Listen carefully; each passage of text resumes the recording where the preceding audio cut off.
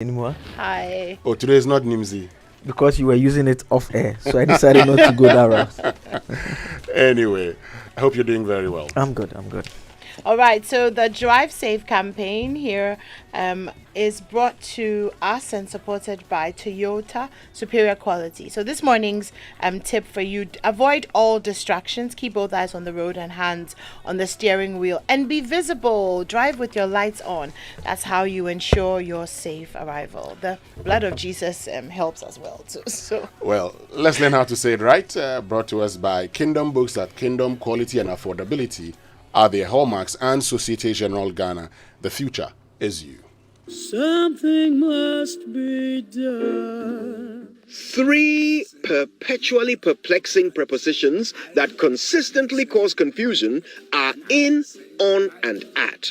Let's see if we can simplify them once and for all in about a minute and a half. First of all, in, on, and at are prepositions of time and place. That means they are used before nouns describing time or places. Now, to help explain things, let's remember them in this same order: in, on, at. That helps us to rank them from general to specific. In January, on Sunday, at 6 a.m. See what I mean? When it comes to place, the concept is the same. In Kokumlemle, on Fanofa Street, at number 355. Oh, and in and on can also be applied to transportation. Here, however, things are not so straightforward. You would say on a bus or on a train, but then you would say in a car. The really interesting one is with air travel, where you can be on flight but in an aeroplane. So after 1 minute of simplifying, we have learned that in, on, and at are certainly not always simple. But at least we have learned a few ways to say it right.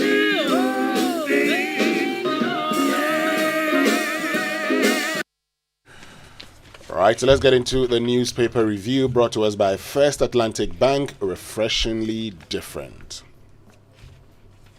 all right, on the front page of the Daily Guide this morning, pay or take PPAs cruel. That's according to the majority. Fisheries Ministry cracks whip on illegal fishing.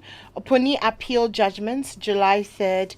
D-Day for Aisha Wang. 3 children burnt to death. And on the back page, Stars morale, very good. Real grab Bellingham for £88 million. Day boost for All Star Festival, and MasterCard hosts customers to Champions League finals viewing. The front page of the Daily Graphic now: media regulation, experts oppose more powers for NMC. Comes along with a photograph of Cabral Blay here, former chairman of the NMC, and Yabuedu Aibuaf, also a current chairman of the NMC.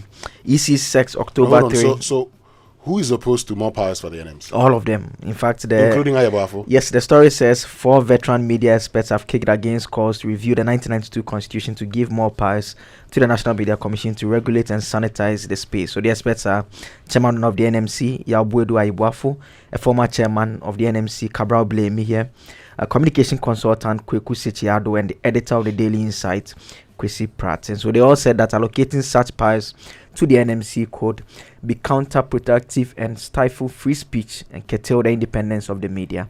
And so the solution is for self-regulation by media organizations and journalistic bodies such as... Interestingly, just yesterday, at the program organized by the Media Foundation for West Africa, the executive secretary of the NMC was saying that they're going to bring back the content regulation law. And they felt that the first time, when they went to court, the Supreme Court asked them, where has this been done before? But now that it has been done in other countries, they feel it is the right time to bring it back. So they'll start the discussions again. I mean, I think over the period, they've always made a distinction that the content regulation does not necessarily amount to attempting to curtail free speech, even though the courts disagreed with them. Yeah. I mean, we are looking forward to what form this bill will take once it comes in. But I think the overriding principle that they all agree on is the fact that free speech is very important. And any attempt to regulate it ought to be, we have to discuss it in a manner such that we are certain that we don't limit people's rights to express their views. So that is it for that particular story. EC set October 3 for district level election, and farmer kills wife in front of their children. That's wow, very disturbing story. Yeah. It's on page 16 of the Daily Graphic. We'll just quickly touch on that. We are told that a cocoa farmer at Redu Krom, a farming community in the Mpho district in the Western region, has reportedly killed his wife in the presence of their 3 children. He's identified as Ejata, 38.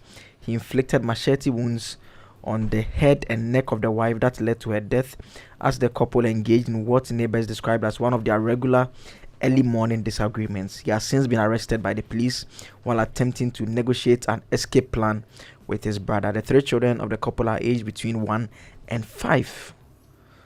Wow. Wow, that's quite harrowing.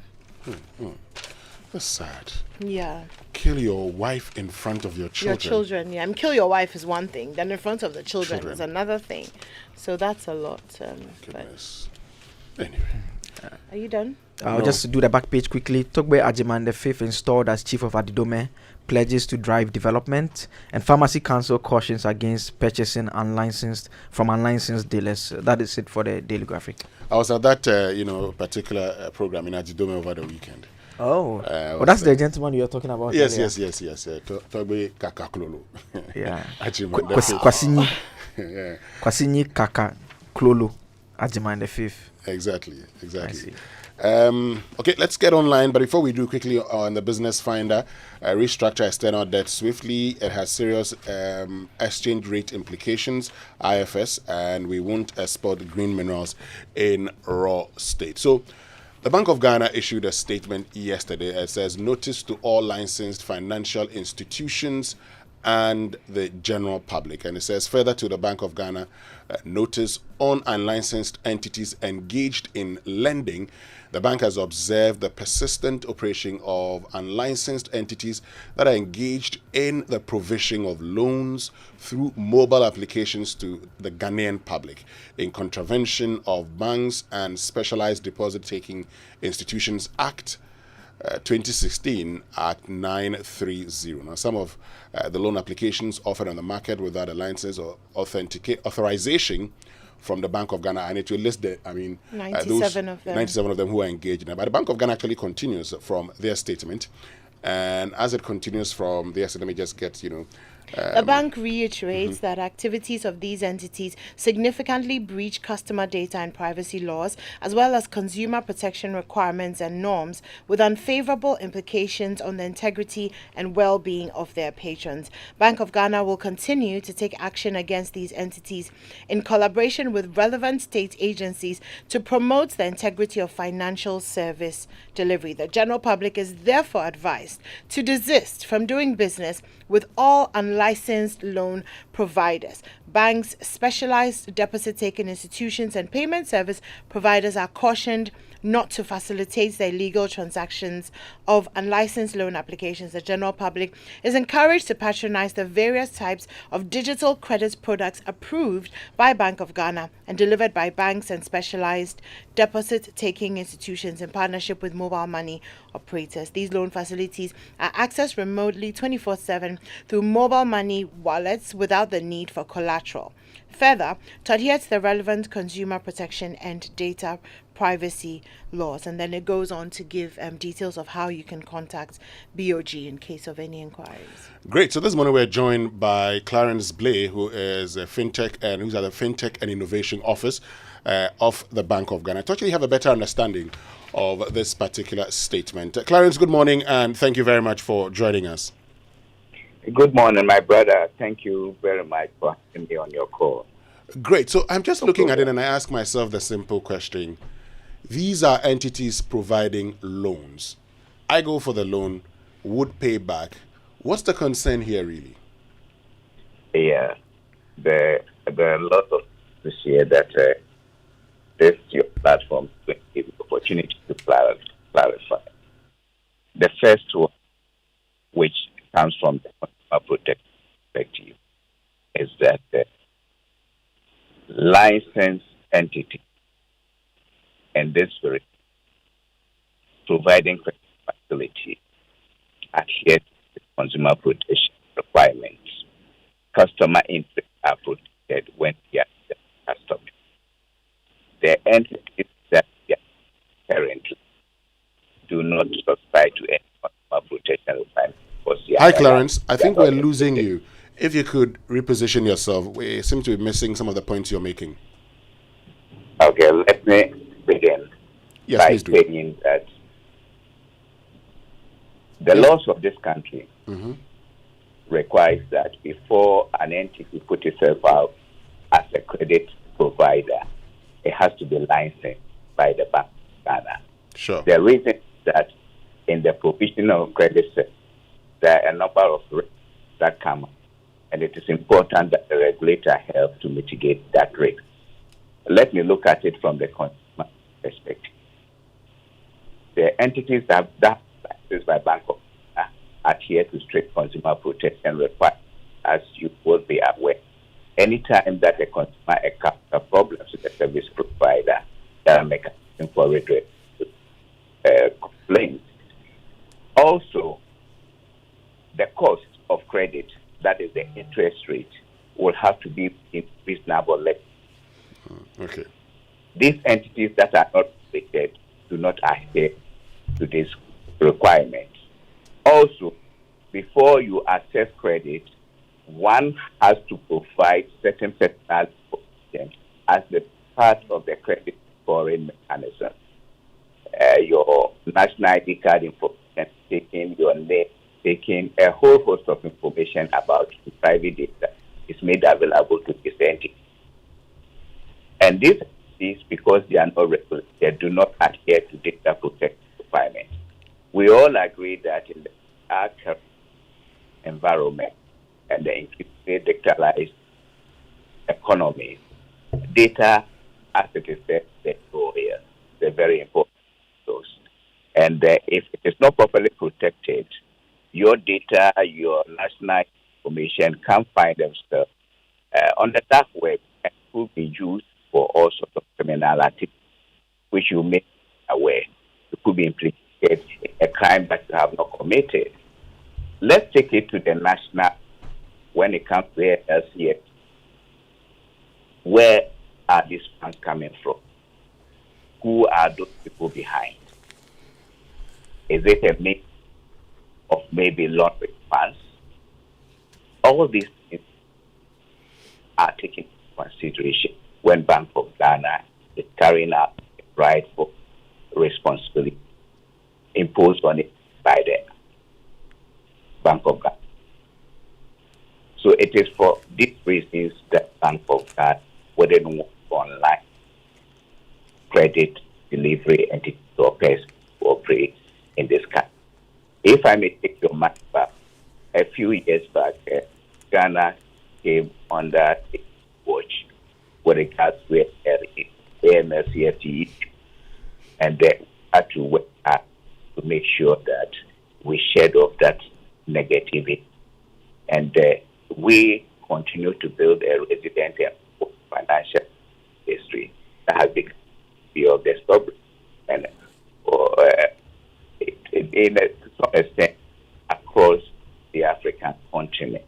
And they want to further the integrity of our financial industry and rake the significant potential we have in of financial increase, which according to the global context currently stands around 8%.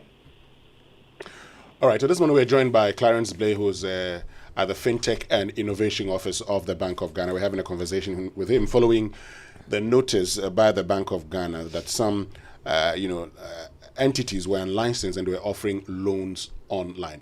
Clarence, you talked about their interest rates, for instance. I'm interested in their interest rates. You say they offer interest rates that sometimes are very high. Do you know on the average what interest rates, these entities that are unlicensed offer or charge?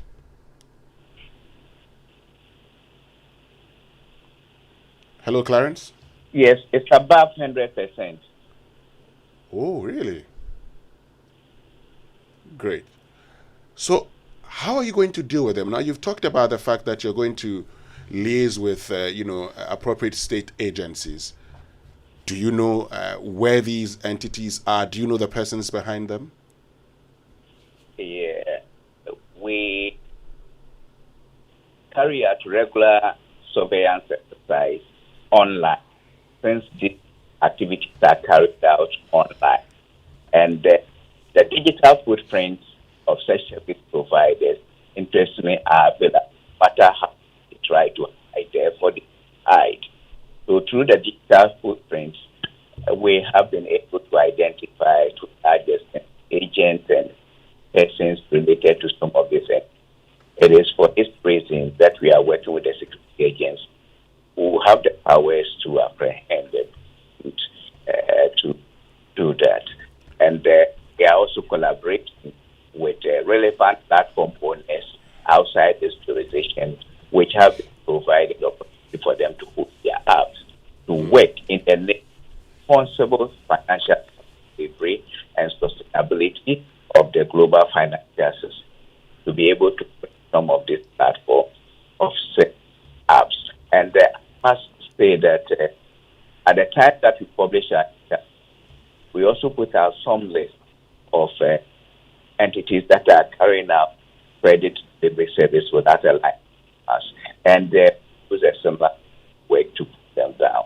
But looking at the equity, some of this as evidenced by some of the entities out there, we have taken a much harder place, and we want to go about it in such a way that it will not have much opportunity to continue to carry ourselves.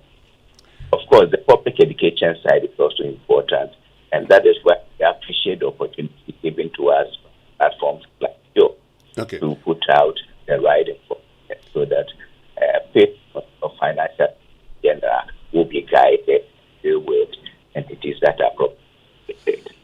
Quick clarification. So you say based on your investigations, you're able to identify some of them and the persons behind them. Do I get the impression that you have not been able to identify the faces and behind all of these entities? I wouldn't want to put all the information out there to undermine the efforts of our security cases that I have that is done.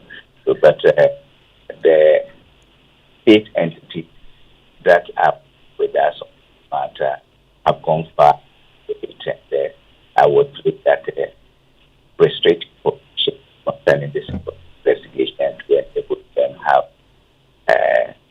the time to do the right thing without losing critical ethics that will be perpetrated. Now, if you've been able to identify some of them, why haven't you arrested them? Hello, excuse me, can you please come again? I lost you. I am asking that if you've been able to, through your investigations, you know where some of them are and all of that, why haven't you arrested them? Because they're going contrary to the provisions of the law. That is why I said that the security agency is responsible for arrest. We are working with them, and the process is ongoing. And we do not want to put out information out there which may undermine their effort in this direction. Okay. Final question. So, if you're looking at the interest rates charged, now, these are rates charged on the borrower. If the borrower is not complaining, why your concern? The borrower's complaint could be manifested in different ways. What we have seen is that there are a number of borrowers who, because of the higher interest rates, have not been able to repay their loan. And the NPLs, if I put it that way, in that online sector is extremely high. And they have resorted to unorthodox of getting their borrowers to repay their loans. And some of them have been harassed to an extent that they have been depressed. Others have lost their jobs. And also, there are some who nearly committed suicide. So these are information that are available to us. And as I said, we are working with a number of security agencies on the matter, and we don't want to put out names of persons that have been affected by unorthodox means of don't repeat by this one entity. All right, Clarence Blay, thank you very much for joining us. We'll continue with the conversations later. That's Clarence Blay, who's at the FinTech and Innovation Office of the Bank of Ghana. That's what time would allow us. Let's get to our online news review, brought to us by Zenith Bank in your best interest and Goyle Good Energy. So what do you do when you run out of fuel in your vehicle? Do you just top up anywhere? Well, don't do that. Let's introduce you to the Good Energy family and tell you why you must be part of it. So Goyle Super XP Ron 95 and Diesel XP are the best quality fuels with high performance in town for your vehicle. Goyle Super XP Ron 95 is a high-grade fuel sold at same price as normal fuel. Goyle Diesel XP is low in sulfur, making it an eco-friendly option for your vehicle. With over 440 stations across the nation, join the family that rewards you with quality for an energized driving experience. Goyle, Good Energy, Goyle. Yanara dear. All right, so just get on to myjoyonline.com. It talks about a lot of stories out there which you can check. Let's now get to the BBC News, brought to us by Fidelity Bank. Believe with us. For decades, we have helped businesses connect with their trade partners all over the globe. From Ghana to Burkina Faso, Côte d'Ivoire, Benin, Togo, Senegal, China, Morocco, France, Netherlands, and many other countries.